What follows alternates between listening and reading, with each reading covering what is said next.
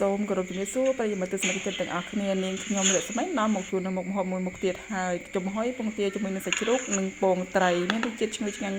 ពិសាហើយគឺជាមុខម្ហូបដែលដាច់បាយឬក៏អស់បាយញ៉ាំបាយគឺញ៉ាំទៅគឺឆ្ងាញ់ហើយឆ្ងាញ់ថែមទៀតចាសម្រាប់មុខម្ហូបមុខនេះគឺវាងាយស្រួលក្នុងការធ្វើចំណាយលុយតិចចំណេញពេលវេលាចាគឺយើងហាន់សាច់ជ្រូក3ជាន់ស្ដើងៗដូចនាងខ្ញុំហាន់នេះខ្ញុំបន្ថែមម្ទេសចំនួន2 3គ្រាប់ខ្ញុំដាក់ខ្ទឹមក្រហមចំនួន2 3គ្រាប់ហើយយើងទៅចូលក្រឡុកចាបន្ទាប់ពីខ្ញុំក្រឡុកសាច់ជ្រូក3ជាន់នេះខ្ញុំនេះរួចហើយក៏នាងខ្ញុំដាក់រៀបចំកូរជាមួយនឹងគ្រឿងសាច់ជ្រូក3ជាន់របស់នាងខ្ញុំដាក់ចូលហើយខ្ញុំត្រូវដាក់នំពងត្រីចំនួន1ខាំពងត្រីរបស់នាងខ្ញុំនេះខ្ញុំទិញចំនួន1ខាំថ្លៃតែ2500រៀលនោះទេហើយចំពោះពងទាវិញគឺខ្ញុំប្រើពងទាចំនួន5ទៅ6គ្រាប់ពេលដែលខ្ញុំប្រើពងទាកាន់តែច្រើនចំហុយកាន់តែឆាប់ឆ្អិនហើយវាមានរសជាតិឆ្ងាញ់ចាចំណែកឲ្យពងត្រីវាមានរសជាតិរាងប្រៃអញ្ចឹងនាងខ្ញុំប្រើពងទាហើយនឹងសាច់ជ្រូករាងច្រើនបន្តិចដើម្បីឲ្យវាកាត់បន្ថយប្រៃហើយវាឈ្ងុយឆ្ងាញ់បន្ទាប់ពីខ្ញុំដាក់សាច់ជ្រូកពងត្រីពងទាខ្ញុំចាប់ផ្ដើមច្របល់វាចុះច្របល់ឡើងឲ្យវាកូរគ្រឿងសព្វច្របល់ហើយច្របល់ទៀតចឹងដោយដែលខ្ញុំបង្ហាញនេះផងដែរហើយក៏ខ្ញុំបន្ថែមនៅគ្រឿងផ្សំផ្សេងមួយចំនួនទៀតដូចជាមានរ៉ូឌីចំនួន1ស្លាបព្រាបាយរ៉ូឌីចំនួន1ស្លាបព្រាបាយប៊ីចេងបន្តិចនិងស្ករសបន្តិចបើសិនជាពុកម៉ែបងប្អូនទាំងអស់គ្នាចូលចិត្តផ្អែមយ៉ាងនេះបន្ថែមស្ករតាមនៅបរិមាណដែលពុកម៉ែបងប្អូនទាំងអស់គ្នាចូលចិត្ត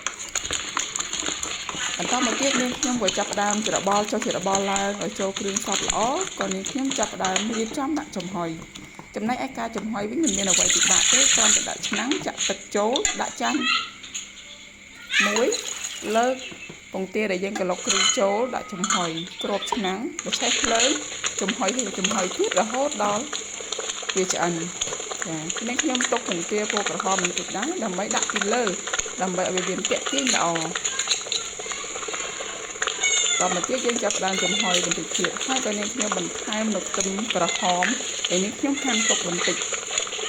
បន្ថែមម្ទេស2គ្រាប់ហើយនឹងស្បែកជូរដែលនាងខ្ញុំហាន់សល់ពីសាច់ជ្រូកដែលខ្ញុំដាក់ក្រឡុករួចចាមុខម្ហូបនេះគឺជាមុខម្ហូបដែលមើលទៅគួរឲ្យចង់ញ៉ាំអស់បាយពីឆ្នាំងញ៉ាំហើយញ៉ាំទៀតថែមបាយហើយថែមទៀតហូបទៀតចាសម្រាប់នេះខ្ញុំធ្វើថ្ងៃនេះគឺរូបរាងបែបនេះហើយចំនួន1ចានដៃឬក៏1ក្លាំនេះដែរ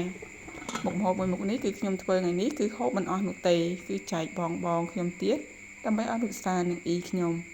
ហើយដើម្បីយើងចង់ដឹងថាពងទាចំហុយជាមួយនឹងពងត្រីនេះឆ្អិនឬនៅគឺយើងចាំបាច់នៅយកចង្កឹះក៏បានសមក៏បានស្លាបព្រាតូចបែបនេះក៏បានដើម្បីចាក់មើលបើសិនជាវាលែងប្រឡាក់ចុះស្លាបព្រាមានន័យថាវាឆ្អិនហើយ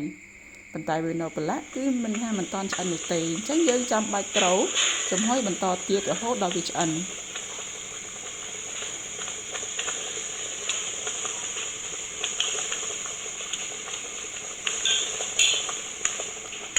ចំណែកឯរសជាតិវិញវាដូចជារសជាតិត្រីប្រម៉ាឬក៏រសជាតិប្រហុកចំហុយនោះដែរឬក៏ពងទាចំហុយប៉ុន្តែគ្រាន់តែវាខុសគ្នាតិចតួចទេភាសាមុខម្ហូបនេះចំហុយជាមួយពងត្រីអញ្ចឹងរសជាតិស្រដៀងត្រីប្រម៉ាជាងរសជាតិប្រហុកចំហុយព្រោះអីក្លិនវាអត់សូវដិតប្រមាណនោះទេហើយបើសិនជាពុកម៉ែបងប្អូនអស់គ្នាទនេឬក៏បើកហាងបាយធ្វើមុខម្ហូបនេះលក់ក៏ភ្ញៀវទៅចិត្តហូបឬចិត្តកំងផងដែរ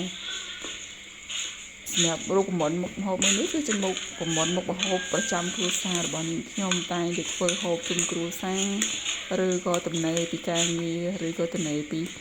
ការធ្វើការផ្សេងដែលនាងខ្ញុំធ្វើនៅសៅរ៍អាទិត្យសិនជាមានពេលហើយបន្តិចថ្ងៃនេះវិញគឺខ្ញុំចង់មកឃើញជួយចិត្តក៏ធ្វើនៅដើមសប្តាហ៍ដែរឬក៏ដើមសប្តាហ៍ថ្ងៃប្រហោះឬថ្ងៃពុធជាម្សិលមិញនេះចាហើយក៏សូមអរគុណពុកម៉ែបងប្អូនអរគ្នាដែលតែងតែតាមដានទស្សនាវីដេអូរបស់នាងខ្ញុំជូនពរសំណាងល្អសុខភាពល្អនិងពិសាភោជនីយអាហារឆ្ងាញ់រីករាយពីនាងខ្ញុំរស្មីជួបគ្នាឱកាសក្រោយនៅវីដេអូក្រោយសូមជម្រាបលា